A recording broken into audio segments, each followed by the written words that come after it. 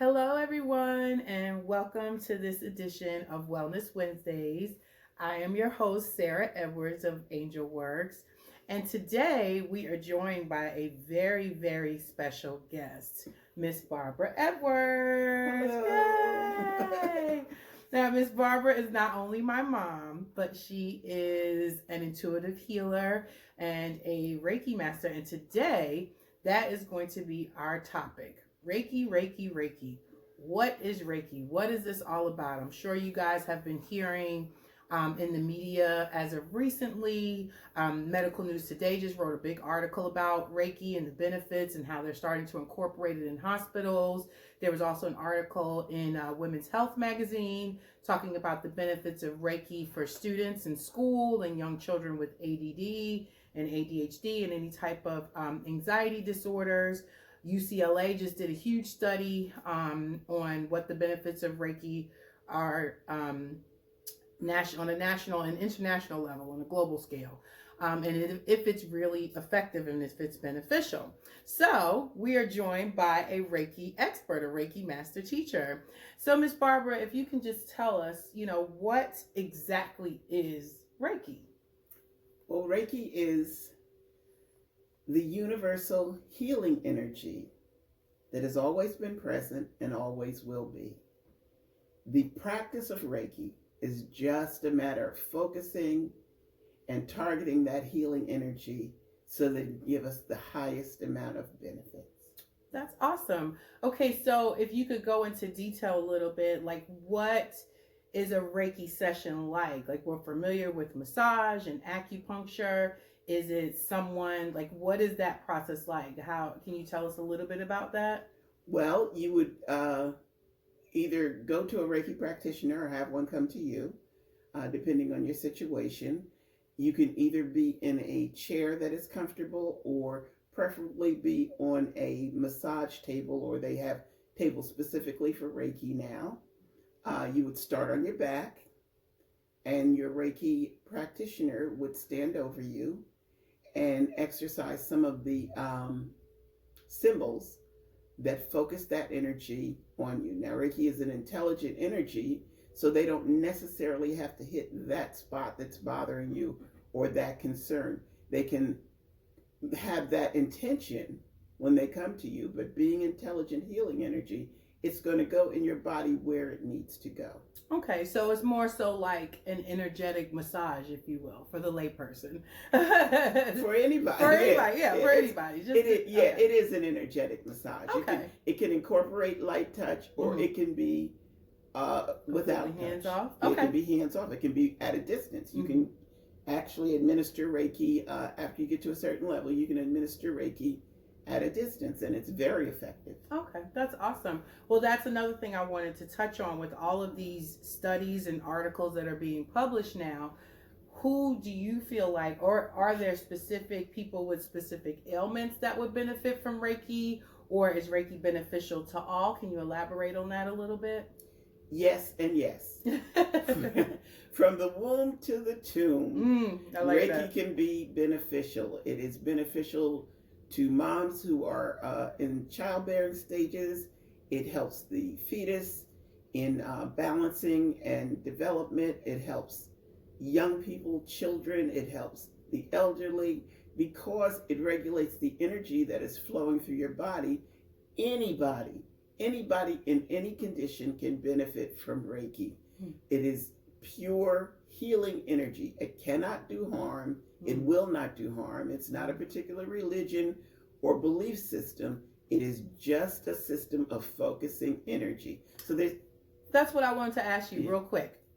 So when you talked about religion just a little bit, because there are people who who do not necessarily agree with the spirit, or they feel like, I guess, Reiki is a spiritual practice, or it was somehow conflict with their own spiritual beliefs. Can you touch on that a little bit? It's not a religion, and it's not a spiritual belief.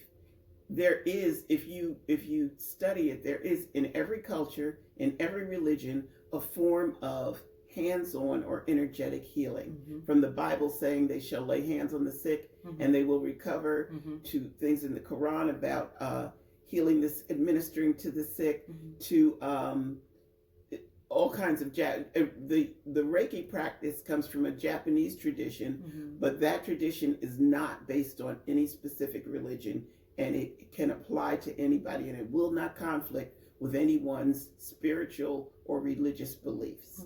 Thank you. Now, okay, with all of this healing that we're doing, all this energy healing, and it's beneficial from pretty much everyone, from babies to, like you said, women in childbearing years, men, children, the older generation, our older population. Does it replace medicine? Can we just say, oh, I'm going to get a Reiki treatment and throw out all my blood pressure medication, or if I'm a diabetic, I don't need insulin anymore? Is that something that replaces medicine, or how does that work? Reiki is made to be complementary. Awesome. Okay. It's made to be complementary with medical care, and it's made to be complementary with self-care. Okay. So if you are getting Reiki treatments and then going back and doing the same things that have made you ill before, it's not going to be that effective. You'll get temporary relief, but like with anything else, you have to have an intention and a continuity of your actions and your care. That's awesome.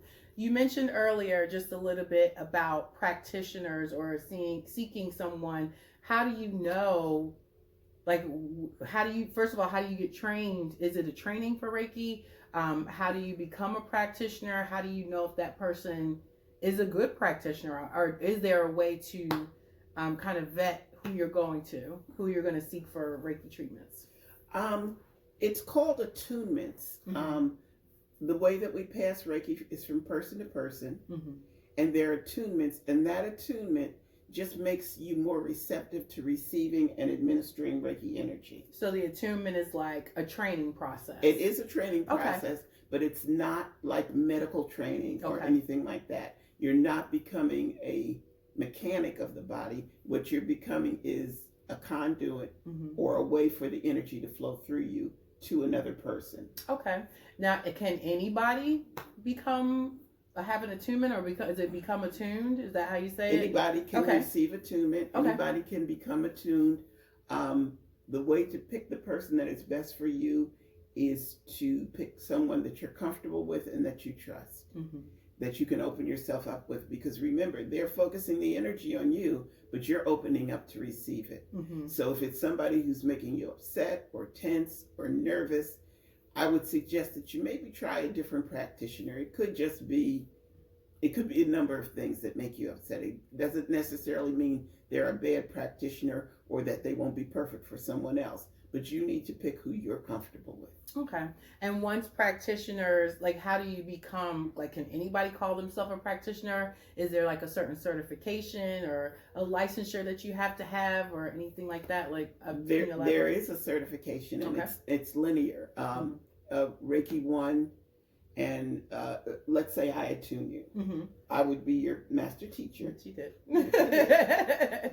And on your certificate, it would have who attuned me, and who attuned them, and who attuned them, all the way back to Grandmaster Ushui, who was the Japanese practitioner and Grandmaster who brought Reiki into the modern age. Okay. So there's different, you mentioned a level 1 or a phase 1? There's a level 1. Okay, which allows you to do Reiki on yourself and have a greater awareness of Reiki. Okay, all right. There is level 2 that is designed for you to be able to share Reiki with other people. Okay. And there's level 3, which you can share at a wider level. You can share at a greater level of expertise, and you can always share at a distance, and you can also teach. Okay. At level 3. So there's 3 different levels. Level 1 allows you to share with yourself, become aware of that energy flow. Level 2 allows you to basically share with others in a one-on-one setting, a in-person setting, I guess, or energetically, period. Yeah. And then level 3, basically, you can become a Reiki master teacher, healer, and as well as share distance Reiki, because that does take a certain skill level. Yes. Okay. So it would kind of be beneficial for those who have experienced and benefit from the healing power of Reiki, to kind of just become attuned to level 1 so you can. I always encourage that. And not that I'm trying to put myself out of a job, but Reiki is for everybody, yes. And you should have access to that level of healing energy coming directly to you and directly through you. I agree with that, and I don't think it'll be I believe that is not a harmful thing, because just like, when we're sick, we can run out to the grocery store or to the pharmacy and get an ibuprofen or whatever you believe in, or if you believe in taking herbs or holistic remedies, but we still need those practitioners to give us guidance when things and to take it to another level. Yeah. Absolutely. So, well, thank you, Miss Barbara. I really appreciate your time today. I really appreciate you breaking down everything for us. I feel like we have a better understanding of what this Reiki, phenomenon is all about. I know it's been around for ages, but the rest of the world is kind of catching up and understanding the benefits of it. So we really appreciate your time. Thank you for joining us. And thank you guys for tuning in to this episode of Wellness Wednesdays with Sara Edwards. If you're interested in learning more about Reiki and having a session for yourself, experience it for yourself, feel free to hit us up at laboroflove12@gmail.com to book your appointment, or we can be reached at 843-415-2260 to book appointments, or 843-295-9323. Thank you, Miss Barbara. You're welcome.